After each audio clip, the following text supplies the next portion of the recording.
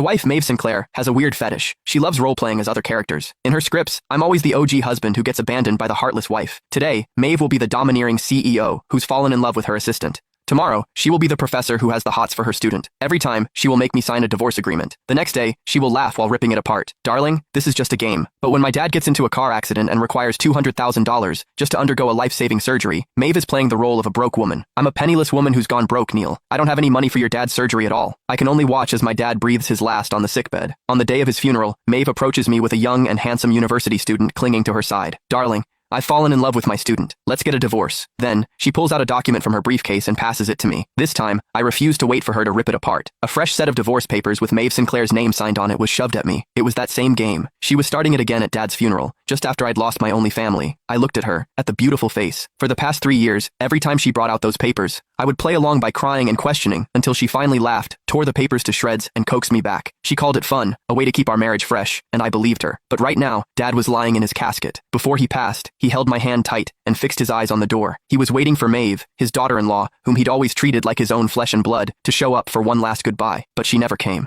Standing before him, I gave him a farewell kiss before turning around to take the pen from Maeve. Instead of crying or screaming, I signed my name, letter by letter, under her watchful eyes. Done. Maeve froze. The breakdown she expected never happened. Instead, I stood before her, looking eerily calm. Nolan Woodward, what are you playing at now? She asked, frowning in annoyance. The young man beside her, Zane Kirk, sensed the shift in the air. He tightened his grip on her arms and said, Maeve, do you think he's just too mad? I ignored them, folded my copy of the signed agreement, and shoved it into my bag. Then, I looked her straight in the eyes and said, word for word, Maeve, the game's over. The next day I went to the courthouse, where I submitted the divorce petition, along with the signed divorce papers. The clerk looked over the papers, glanced at me, and processed everything with mechanical efficiency. When I checked my phone, the screen was flooded with missed calls and texts from Maeve. Nolan, you've had your fun, now come home. I tore up the divorce papers. Let's just pretend this never happened. How dare you hang up on me? You're getting bold, aren't you? The last text, sent 30 minutes ago, read, if you don't come back right now, don't ever come back. I immediately blocked her. I found a small apartment to rent. Once I was done cleaning it up, I started job hunting. After we got married, Maeve had insisted I quit my job to be a stay-at-home husband and a supporting actor in her pointless role-playing games. She said she loved me to her very core, which was why she wanted us to experience falling in love over and over again through different scenarios. The court summons soon reached her. When she called me, I was in the middle of a job interview. Nolan, are you out of your mind?